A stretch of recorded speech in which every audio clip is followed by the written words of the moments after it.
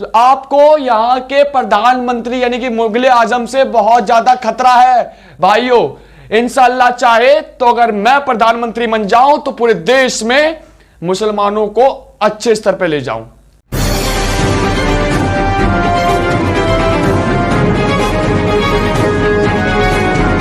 स्वयं अब जागकर हमको जगाना देश है अपना।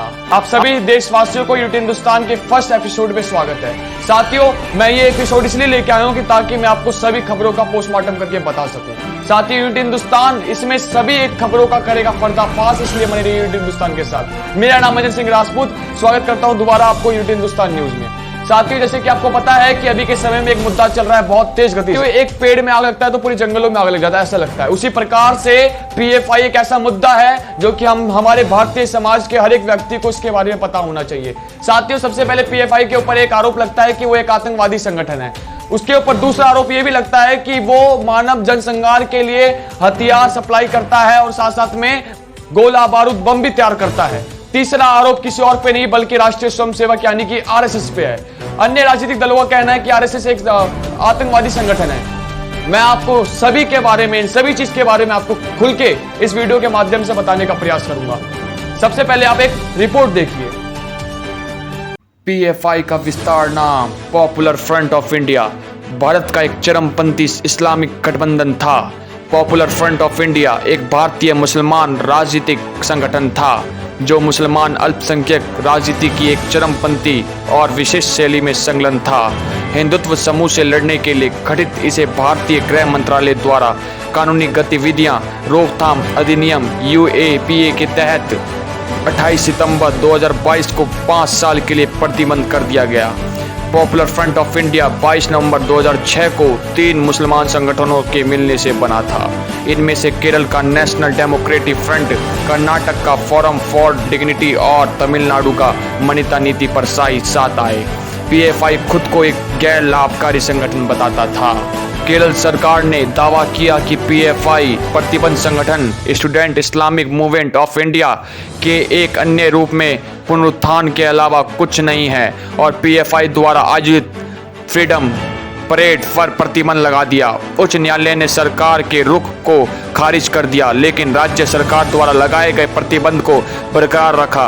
पीएफआई कार्यकर्ताओं को पुलिस द्वारा घातक हथियार, बम, बारूद, तलवार मिली है और उन पर तालिबान और अल कायदा जैसे आतंकवादी संगठन के साथ संबंध होने के कई आरोप लगाए गए हैं। Bureau report, unity Hindustan.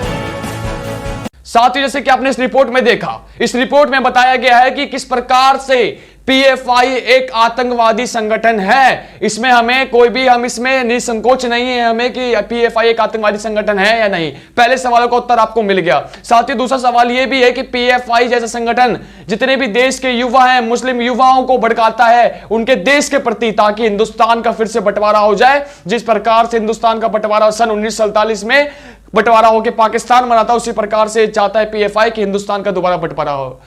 साथियों, मैं आपको बता दूं कि आरएसएस के ऊपर कई सारे लोगों ने वीडियो बनाई थी और कहा कि आरएसएस एक आतंकवादी संगठन है। सबसे पहले मैं आपको अपनी स्क्रीन पे दिखाना चाहता हूं कि साथियों, अगर आरएसएस एक आतंकवादी संगठन होता तो इतनी निस्वार्थ की भावना से देश की सेवा में नहीं लगता। आप बोलेंगे कि मैं एक पार्टी के समर्थन में बात कर रहा हूं। साथियों, आपको पता है कि हिंदुस्तान किसी के समर्थन में बात नहीं करता। यदि जो सच होता है वो आप तक पहुंचाने का प्रयास करता है। साथ ही सबसे पहले मेरी स्क्रीन में शो हो रहा है किस प्रकार से एक ट्रेन के पीछे राष्ट्रीय स्वयंसेवक यानी कि आरएसएस के लोग बहुत तेज गति से भाग रहे हैं और लोगों को ये जो दृश्य है ये लॉकडाउन के अंदर का है, कोरोना काल का है, जिस समय में लोगों को रोटी, कपड़ा, मकान की बहुत ज्यादा आवश्यकता थी। लोगों के पास रोटी तक के खाने के उपाय नहीं थे। साथियों, सब काम ठप पड़ गया था। उस समय में राष्ट्रीय स्वयंसेवक यानी कि आरएसएस उतरे थे और लोगों की सेवा में लग गए थे। उस समय ने ये नहीं देखा कि कौन हिंदू है, कौन मुसलमान है, कौन सिख है, कोई ईसाई है। उन्होंने ये नहीं देखा कि कौन ब्राह्मण है, कोई क्षत्रिय है, कौन शूद्र है, कौन वैश्य है। साथियों, सबके साथ केवल एक व्यवहार किया। और साथियों, मैं आपको बता दूं, लोग कहते हैं कि आरएसएस केवल एक सांप्रदायिकता की राजनीति करता है और आरएसएस केवल एक हिंदुओं के लिए संगठन बनाया गया है। साथियों, अगर ऐसा होता तो लॉकडाउन के काल में, इतने मुश्किल वाले काल में, ये ट्रेन के पीछे देख रहे हैं, जैसे कि आप देख रहे हैं किस प्रकार से लोगों के पीछे भाग रहे हैं, लोगों को राशन वितरण कर रहे हैं, ये केवल एक अच्छे देशभक्त की पहचान होती है। साथियों, मैं बिल्कुल आपको सच बताने का प्रयास कर रहा हूं। साथियों, मुझे किसी से फंड नहीं मिला, मुझे किसी से पैसे नहीं मिले कि मैं आपको गलत रिपोर्ट दूं। साथियों दूसरा चीज ये कि आपने हैदराबाद में बैठे हुए ओबीसी चाचा के बारे में तो बहुत कुछ सुना होगा कि ओबीसी कहता है कि आपको यहां के प्रधानमंत्री यानी कि मुगले आजम से बहुत ज्यादा खतरा है। भाइयों इंशाअल्लाह चाहे तो अगर मैं प्रधानमंत्री बन जाऊं तो पूरे देश में मुसलमानों को अच्छे स्तर पर ले जाऊं, लेकिन साथियों ये गलत बिल्कुल बात है।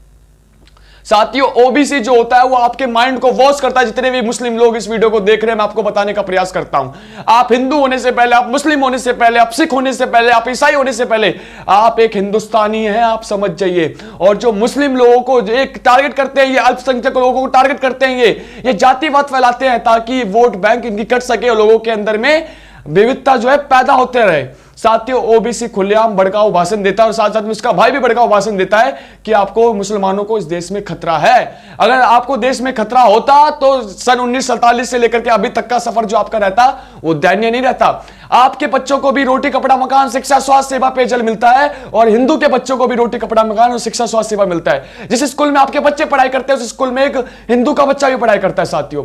लेकिन ये केवल एक पॉलिटिकल थ्योरी के रूप में हमारा माइंड वॉश किया जाता है।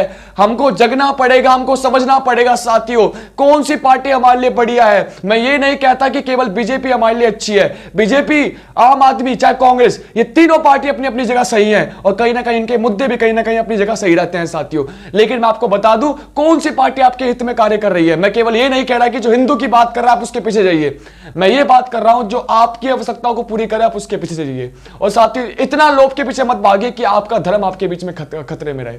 साथियों इस वीडियो को इतना शेयर कीजिए ताकि जितने भी मुस्लिम अपने भाई हैं वो इस बात से परिचित हो जाएं। धर्म के आधार पर राजनीति करते हैं उनसे हम चौकन्ना रहें और अपने समाज, अपने देश के हित की बात करें। अपने देश की अर्थव्यवस्था इतनी दयनीय जा रही है, इसके ऊपर कोई दिखना पसंद नहीं करता, लेकिन हमें हिंदू मुसलमान करना है। तो बने रहिए हमारे वीडियो के साथ। अगर वीडियो अच्छी लगे तो वीडियो को लाइक कीजिए, चैनल पर पहली बार सब्सक्राइब कीजिए। जय हिंद, जय भारत।